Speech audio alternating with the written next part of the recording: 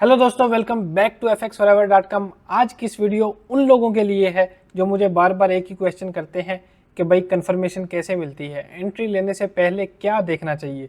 अगर आप भी कंफ्यूज रहते हो तो वीडियो को एंड तक ज़रूर देखना, आज सब कुछ क्लियर करने वाला हूँ।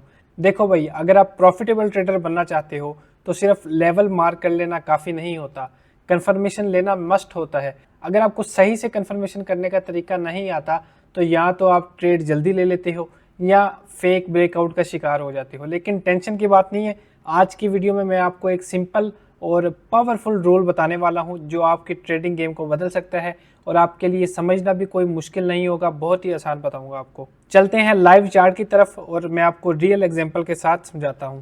देखो, जब भी हम किसी बड़े टाइम फ्रेम पे लेवल्स मार्क करते हैं तो हम उसे छोटे टाइम फ्रेम पे जाके हम कंफर्मेशन करते हैं। जैसे अगर हमारा कोई डेली का लेवल होगा तो हम वहाँ पे H1 में जाके चेंज ऑफ करेक्टर देखेंगे कि मार्केट बेरिश आ रही थी तो एक बार मार्केट स्ट्रक्चर शिफ्ट हो जाए यानी कि बुलिश हो जाए, उसके बाद हम अपने ट्रेड लेते हैं। जैसे कि मैं आपको एग्जांपल भी यहाँ दिखाता हूँ। जैसे हमारे पास ये एक हमारा बाय का लेवल था डेली का, तो इसको अगर हमने डेली के लेवल पे हमने मार्क कर लिया तो अब हम चले जाएंगे छोटे टाइम फ्रेम पे। H1 पे भी जा सकते हैं, हम M15 में भी जा सकते हैं। मैं अभी M15 में जाता हूँ और M15 में देखते हैं कि ये लेवल जब टैप हुआ था तो उसके बाद मार्केट का क्या रिएक्शन था। क्योंकि अगर हम डायरेक्ट एंट्री लेंगे तो यहाँ तो मार्केट में भी मार्केट नीचे जा रही हो, बेरिश हो, मार्केट ने इस लेवल को रिस्पेक्ट ना करना हो, तो हम तो फिर फेक आउट का शिकार हो गए और इससे हमारा एसएल भी बहुत बड़ा बनता है। तो जैसा कि आप देख सकते हैं कि मार्केट हमारी कुछ इस तरह से, हमारा लेवल जब टैप हुआ था तो ये एरिया था, तो आप देख सकते हैं कि मार्केट स्ट्रक्चर हमारा इस तरह से कुछ बन रहा था, ये इस तरह से। और जब मार्केट ने इस एरिया को ब्रेक किया तो हमारा यहाँ पे M15 में हमारा चेंज ऑफ करेक्टर हो गया, यानी कि मार्केट स्ट्रक्चर जो है वो शिफ्ट हो गया, यानी कि हमारे जो लेवल की कंफर्मेशन थी वो हमें कंफर्मेशन मिल गई कि मार्केट यहाँ से बुलिश हो सकती है। फिर हमने देखना है अपना एंट्री का लेवल, या तो मार्केट हमारे सेम इसी लेवल को रीटेस्ट करे तो हम यहाँ पे एंट्री ले लें, या एक और तरीका है कि हम यहाँ पे फिब का भी यूज़ करते हैं कि हमारा जो गोल्डन जोन है वो इस लेवल में, इस एरिया में आ जाए। जहाँ पे वो आएगा हम वहाँ पे ऑर्डर ब्लॉक या फेयर वैल्यू गैप कुछ इस तरह से कोई लेवल, कोई चीज़ मार्क कर लेंगे और वहाँ से एंट्री ले सकते हैं। जैसे मैं अगर आपको यहाँ पे फिब का यूज़ करता हूँ तो हमारे पास जो हमारा गोल्डन जोन है वो ये वाला बन रहा है, और यहाँ पे आप देख सकते हैं यहाँ पे एक फेयर वैल्यू गैप भी बना हुआ है, यानी कि मार्केट जब इस लेवल पे आई तो यहाँ पे हम एक बाई की एंट्री ले सकते थे कुछ इस तरह से, और इसका एसएल हमारा इसी लेवल के नीचे होता, ज़्यादा बड़ा एसएल नहीं होता हमारा, बहुत छोटा एसएल होता, मैक्सिमम 35 पिप का एसएल होता। और आप देख सकते हैं कि यहाँ पे हमें 120 पिप्स का टारगेट हमें मिल गया।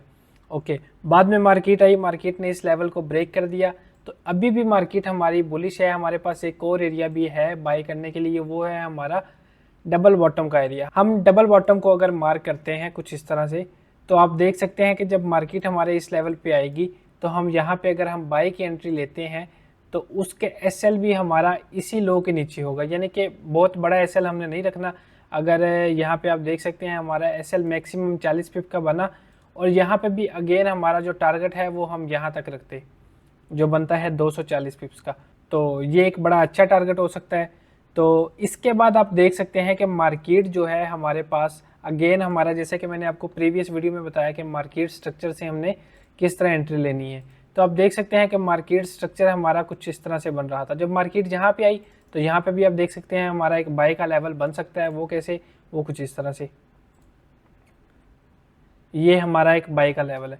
तो अभी अगर हमारा M15 का लेवल है तो वहाँ पे हम कैसे एंट्री लेंगे वो भी मैं आपको बताता हूँ। उसके लिए हम 1 मिनट टाइम फ्रेम में चले जाएंगे। अगर तो हमारा जो M15 का जोन है वो मैक्सिमम जो बड़ा है 30 से 40 पिप्स का है, तो हम M15 में एक इंगल्फिंग कैंडल या आप कह सकते हैं मारूबुजू कैंडल देख के हम यहाँ पे एंट्री ले सकते हैं। लेकिन अगर हमारा ये जोन 70 से 80 पिप्स का होगा तो हम फिर डायरेक्ट एंट्री नहीं लेंगे, फिर हम कोई 2 कैंडल को देख लेंगे कि हमें कोई अच्छी कंफर्मेशन मिले, उसके बाद हम यहाँ पे एंट्री ले सकते हैं। तो आप देख सकते हैं जब मार्केट यहाँ पे आई, एक बड़ी अच्छी कैंडल बनाई मार्केट ने यहाँ पे, तो ये हमारे लिए एक बाय की एंट्री हो सकती है। तो यहाँ पे अगर हम अपना RR लगाते हैं यहाँ पे, और SL हमारा इसी के लो के नीचे होगा, जो बनता है मैक्सिमम 40 पिप्स का, और टारगेट अगेन हमारा स्विंग हाई, ये इस तरह से। तो ये हमारी कितनी 130 पिप्स की ट्रेड हमारी यहाँ पे बन गई। अब मैंने आपको बता दिया अगर डेली का लेवल हो तो आपने कंफर्मेशन कैसे करनी है, अगर M15 का लेवल हो तो हमने कंफर्मेशन कैसे करनी है, अगर H1 का लेवल हो या H4 का लेवल हो तो वो उसको कैसे हम देखते हैं। जैसे कि अभी मैंने H1 का चार्ट खोला हुआ है, तो यहाँ पे हम देखते हैं कि हमारे पास हमारा कोई लेवल है यहाँ पे नहीं। जैसे हमारे पास एक ये लेवल था हमारा बाय के लिए, ये सारे वही लेवल हैं जो ऑलरेडी हमने वीकली फोरकास्ट में दिए हुए थे, तो जो अल्हम्दुलिल्लाह बड़े अच्छे प्ले हुए हैं। जैसे हमारे पास एक ये हमारा H1 का लेवल था बाय के लिए, इसके लिए हम चले जाएंगे M5 में चले जाते हैं। अगर आपने ज़्यादा अच्छी कंफर्मेशन करनी है तो वो आपको M5 में मिल सकती है, अगर आप इसके अलावा आप M1 में भी देख सकते हैं। तो यहाँ पे देख सकते हैं जब मार्केट यहाँ पे आई तो मार्केट ने यहाँ पे 5 मिनट में एक बड़ी अच्छी कैंडल बनाई। तो अगर मार्केट इस तरह की कैंडल बनाती है तो इस कैंडल पे हम डायरेक्ट एंट्री भी ले सकते हैं। कुछ इस तरह से हमारा RR होगा कैंडल क्लोज होने के बाद, इसी के लो के नीचे हमारा SL हो सकता है जो कि काफ़ी बड़ा है, तो हम यहाँ पे एंट्री नहीं लेंगे क्योंकि ये हमारा 90 पिप्स का SL बन रहा है। अगर हम इसको भी मार्क करते हैं कि अगर हम इस कैंडल के क्लोजिंग पे हम डायरेक्ट एंट्री लेते हैं तो हम इस हाई तक इसका टारगेट रख सकते थे, जो कि ऑलमोस्ट हमारा कंप्लीट हो चुका है।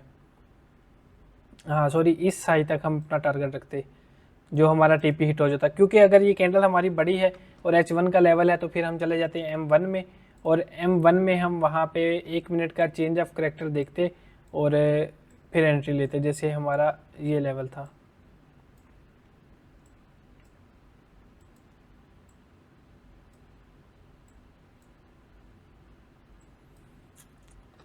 जी कुछ इस तरह से मार्केट स्ट्रक्चर था हमारा। मार्केट हमारी थी बेरिश, यहाँ पे मार्केट यहाँ पे लोअर लो लोअर हाई, मार्केट ने जब इसको ब्रेक किया तो हमारा यहाँ पे 1 मिनट में हो गया चेंज ऑफ करैक्टर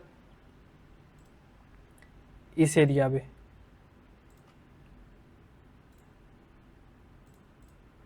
तो अब हमने एंट्री कहाँ पे लेनी है, जैसा कि मैंने आपको पहले बताया हमारे पास यहाँ पे 3 लेवल हो सकते हैं। पहला हमारा लेवल है अगर इसके जो हमारा गोल्डन जोन है, या तो मार्केट यहाँ पे आए, इसको भी अगर मैं मार्क करूँ, और यहाँ पे हमारा कोई ऑर्डर ब्लॉक, कोई फेयर वैल्यू गैप, कुछ ना कुछ हो, और एक एंट्री हमारी इसी लेवल के रीड टेस्ट पे हो सकती है ये, और तीसरी हमारी होगी डबल बॉटम पे, और SL हमारा मैक्सिमम 20 से 25 पिप का होगा। यानी कि मार्केट जब इस लेवल पे आई, मार्केट ने यहाँ पे आप देख सकते हैं एक इनडिसीजन कैंडल बनाई, उसके बाद मार्केट ने एक इनगल्फिंग कैंडल बनाई, तो उस कैंडल पे हम अपनी एंट्री ले सकते थे और हमारा RR कुछ इस तरह से होता।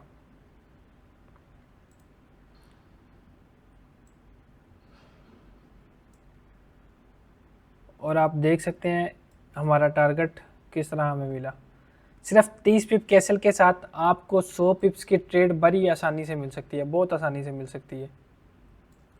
इसके अलावा अगर हमारे पास ये एरिया जो हमारे फिप का लेवल था, तो ये भी आप देख सकते हैं, ये भी ऑलमोस्ट मार्केट ने टैप किया, और बिल्कुल एग्जैक्टली मार्केट ने इसको टैप नहीं किया, लेकिन आप देख सकते हैं कोई 2-4 पिप का ही होगा, 6 पिप का डिफरेंस था। तो आई होप आपको इतनी तो नॉलेज होनी चाहिए कि 6 पिप पहले आप मार्केट को एंट्री ले सकते हो।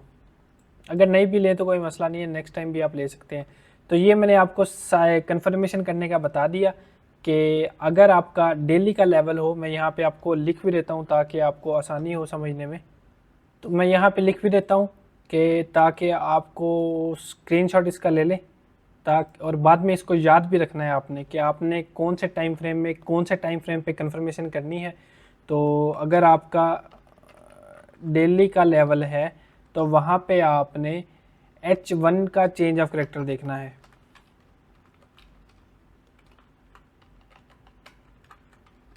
और अगर आपका H4 का लेवल है तो वहाँ पे आपने M15 का चेंज ऑफ करैक्टर देखना है,